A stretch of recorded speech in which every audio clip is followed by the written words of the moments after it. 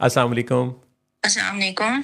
जी वालेकुम सलाम। हमारे साथ रक्षंदा कॉल पर हैं। क्या हाल है आपका, खैरियत से हैं? जी जी, अल्लाह का शुक्र है। आप बताएं, आप खैरियत से हैं? जी जी, अल्लाह का शुक्र है। आपका बहुत अच्छा फीडबैक हमारी वीडियोस के बारे में, हमारे काम के बारे में आता रहता है, जिसके लिए आपका बेहद शुक्रिया। तो आप इस वक्त जब मुखातिब हैं तो बहुत सारे लोगों तक आपकी आवाज़ पहुंच रही है, आपके अल्फाज भी। तो क्या कहना चाहेंगी? सबसे पहले तो आपका बहुत बहुत शुक्रिया, आपका और मैं जहाना का, कि आपने मुझे चांस दिया है कि मैं विलिंग वेज के प्लेटफॉर्म से अपने नज़रियात को भी और अपने मशाहिर को भी रख सकूं। अच्छा, मेरे मुशाहिदे में जो मैंने ऑब्जर्वेशन मैंने घरों की हद तक और फैमिली की हद तक बात की जाए तो, और सोसाइटी की हद तक भी बात की जाए तो, हमारे माशरे में जिस्मानी जो बीमारियां हैं जैसे कैंसर, हार्ट अटैक, हाइपरटेंशन और शुगर, इनको तो बहुत अहमियत दी जाती है और इन पे बहस भी होती है और इलाज भी फौरन तलाश किया जाता है। मगर अफसोस के साथ ही कहना पड़ता है कि ज़हनी और नफ्सियाती बीमारियों को इस संजीदगी से नहीं देखा जाता और ना लिया जाता है। तो अक्सर फैमिलीज के जो मेंबर्स हैं वो, या तो जो पर्सन इन पेन होता है उसको ये कह दिया जाता है कि वो या तो वो ड्रामा कर रहा है या वो बहाना बन रहा है, या फिर उसके गुस्से को ही इनेबल कर दिया जाता है कि डाटा बंदा है, डर के रहो, बात ना करो, या फिर उसके गुस्से को किसी और तरीके से भी समझा जाता है कि दिल का अच्छा है, दिल का बुरा नहीं है। तो हमारे कल्चर में जो नफ्सियाती बीमारियां हैं, इसको आज भी यही जुमले जो हैं वो कमजोर कर देते हैं, कि जैसे लोग अक्सर इसलिए भी अपनी बात कहने से डरते हैं कि उनको सोशल स्टिग्मेटाइजेशन का खौफ होता है, कि वो कहते हैं कि लोग क्या कहेंगे, या उस पर्सन को कह रहे होते हैं कि तुम बहुत ज्यादा सोचते हो, टेंशन ना लो, और ज़हनी बीमारियां इसी अंदाज में दब जाती हैं।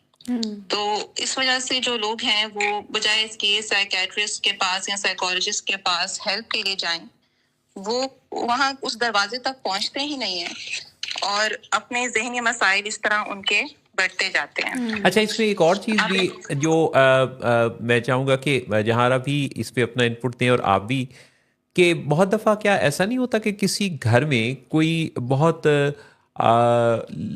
लाउड एक्सप्रेशन के साथ ऊंची आवाज़ में ताकत का मुजाहरा करते हुए, फुल ऑफ एनर्जी होके, छा जाने वाले अंदाज में, दूसरे को स्नब करने वाले स्टाइल में, जब वो चीख पुकार कर रहा होता है और ज़ोरदार गरज चमक हो रही होती है उसकी, तो उस मौके पे घर में कोई तीसरा फर्द होता है, यानी जिससे वो मुखातिब है एक दो से, उनके अलावा वाला कोई फर्द, वो बीच बचाव कराने के लिए कुछ थोड़ा उसका हिमायती भी हो जाता है कि शायद इससे मामला रफा दफा हो जाएगा। कुछ उसकी तरफ से भी जस्टिफिकेशन देने लगता है कि वो जो इतना चीख रहा है, तो ये इसकी इतना चीख पुकार की जो जस्टिफिकेशन है वो ये है, तो तुम भी तो ख्याल किया करो ना। यानी वो फौरन ही उस बहुत शदीद गुस्से में आने वाले हाइपर शख्स का कोई हिमायती भी बीच में जन्म लेता है। सड़क पर भी ऐसा होता है, घर में भी ऐसा होता है, किसी और फोरम पर भी जहां कोई बहुत ऊंचा ऊंचा चीख कर बात कर रहा होता है, तो उसकी आवाज के बहुत ऊंचा होने को भी हक की आवाज समझा जाता है।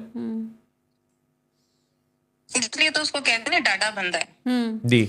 अच्छा, तो कभी घर का एक डाडा बंदा मशहूर हो जाता है कि डाडा बंदा है, से डर के रहो, ये इसकी बात ठीक है, क्योंकि उसकी ऊंची आवाज कहीं ना कहीं सच की आवाज को भी दबा देती है।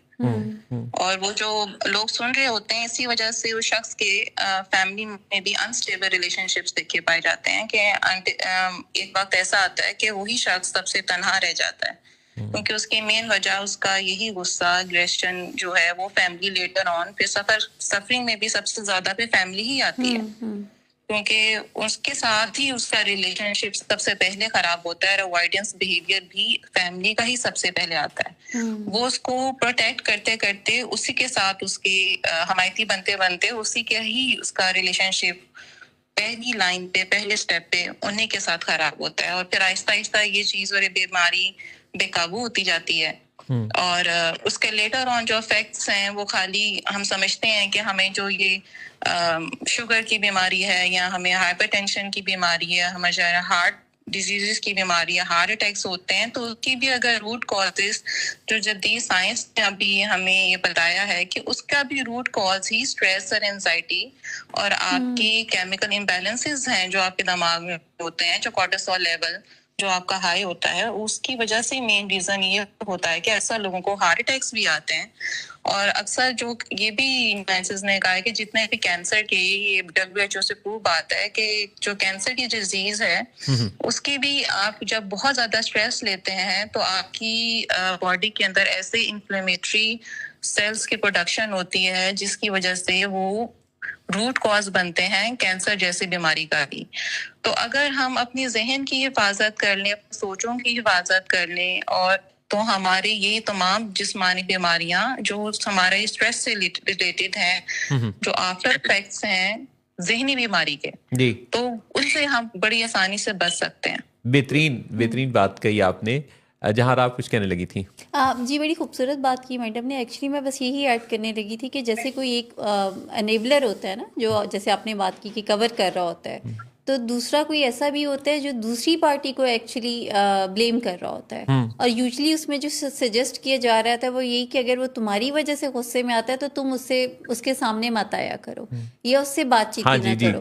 اور ایسی صورتحال میں وہ جو غصہ کرنے والا ہے وہ اس کو سبھی صحیح سمجھنا شروع کر دیتے ہیں. جو اس اسٹوری کا اینڈ وہ اس لیے پینفل بھی ہے، جیسے ابھی میڈم نے بڑی اچھی بات کی کہ وہ سفرر ہوتا ہے اور وہ تنہا رہ جاتا ہے، کیونکہ وہ تو ایک مسئلے سے آپریٹ کر رہا ہے نا، اسے تو رائٹ ڈائریکشن کی ضرورت ہے. لیکن جب اگین پردہ ہی ڈالا جا رہا ہے یا انیبل کیا جا رہا ہے تو آہستہ آہستہ سے پھر وہ باقی سوسائٹی میں تو اس کی وہ کوئی ایسا انیبلنگ نہیں ہوگی نا، تو ڈسفنکشنلٹی آ جائے گی یا کوئی بیماری آئے گی. یعنی ایسے غصیلے شخص کو ہائپر ٹینشن بھی ہوگی، ہارٹ کے ایشوز بھی ہوں گے، اسٹمک کا ایشو ہوگا، ڈائبٹیز ہو سکتی ہے. تو اس سفرنگ تو اس کی بہت ملٹیپل چیزوں سے ہو گئی نا. یعنی آپ دیکھیے کہ پہلے وہ جو سائیکیٹرک کوئی ریزن ہے اس کا پیالہ لبالب بھرے گا تو پھر وہ چھلکتا ہوا جسم کے اوپر بھی ظاہر ہونا شروع ہو جائے گا. تو بہت اچھا آپ نے رخشندہ، آپ نے بہت ہی اچھا پریسائزڈ فوکسڈ اور سائنٹیفک بات کہی کہ ایسا ہی ہے. اور سوسائٹی کو جسمانی بیماریوں کی طرح اگر جسمانی بیماریوں کو پریونٹ کرنا ہے اور کرنے کی خواہش ہے تو پھر اس میں اس کا ضرور جائزہ لینا ہے کہ دماغ کے اندر جو چل رہا ہے، جو باڈی کا CEO ہے، انچارج ہے، تو اس دماغ کے ہی سارے کنٹرولز ہیں. جیسے کہ لوگوں کو یہ تو پتہ ہے کہ دماغ کے اندر کوئی کلاٹنگ ہوتی ہے تو بازو یا ٹانگ کام کرنا چھوڑ دیتے ہیں. تو اگر اسی چیز پہ غور کیا جائے تو یہ دماغ کے اندر ہی کوئی تبدیلی ہوتی ہے جس سے ہاتھ چلنا شروع ہوتے ہیں. یعنی ہاتھ چلنے سے مراد یہ کہ کسی پر ہاتھ اٹھنا شروع ہوتا ہے. تو یہ بھی دماغ کے اندر ہی کوئی، جس طرح کلاٹ ہاتھ کو اٹھنے سے روکتا ہے، اسی طرح کوئی اور کیمیکل ہے جو کہ بڑھ کے تو اس ہاتھ کو دوسرے پر اٹھانے پر مجبور کر دیتا ہے. Chemical plus learning, learn behaviour. ہاں اچھا، اب یہ جو کیمیکلز کا امبیلنس ہے، اس کو بیلنس کرنے کے بعد جو کہ دوائیوں کا کام ہو سکتا ہے، کافی کیسز میں تو خیر مائلڈ کیسز میں تو صرف کاؤنسلنگ سے، ماڈریٹ کیسز میں دوائی بھی چاہیے ہوگی، اور سویئر کیسز میں ایڈمیشن چاہیے ہوگا. تو کیمیکلز کو پہچاننا کہ کیمسٹری ہے کیا، اور پھر اس کیمسٹری کے لیے جو ایکسپرٹس ہیں ان سے بات کرنا کہ وہ دیکھیں کہ آیا یہ جو کیمیکل ہے اس کو قابو کرنے کے لیے صرف کاؤنسلنگ ہی کافی ہوگی، یا اگر ریسیپٹیوٹی نہیں آ رہی، بات چیت کرنے سے نہیں آ رہی، تو ہو سکتا ہے کہ کیمیکلز کا کوئی ایسا امبیلنس ہو جس کو نارملائز کرنے کے بعد پھر بات کرنے کا اثر اس پر زیادہ ہو. تو بہت شکریہ رخشندہ آپ کی شرکت کا. جی آپ کا بہت شکریہ. اور میں آخر میں ایک چھوٹی سی بات کہنا چاہوں گی جی، جو کہ جسم وہی کہانیاں بولتے ہیں جو ذہن برسوں سے خاموشی میں سہ رہا ہوتا ہے. تو ہمیں اپنے ذہن کی حفاظت ہم سب کو پہلے کرنی چاہیے اور پازیٹیو تھنکنگ کے ساتھ زندگی کو آگے لے کے چلنا چاہیے. اور اس کے لیے اگر ہمیں ہیلپ کی ضرورت پڑے تو اس کو مانگنے میں کبھی بھی دیر نہیں کرنی چاہیے. بہت ہی خوبصورت آپ نے بات کہی. اسی موضوع پر آپ کی کال کے بعد میں جہاں عرض سے کہوں گا کہ یہ جو مدد کی ضرورت پڑے اور ہم مانگنے سے گریزہ رہتے ہیں، اس کے فیکٹرز کیا ہیں. تو thank you so very much for calling in. بہت شکریہ، مہربانی. Thank you. اللہ حافظ.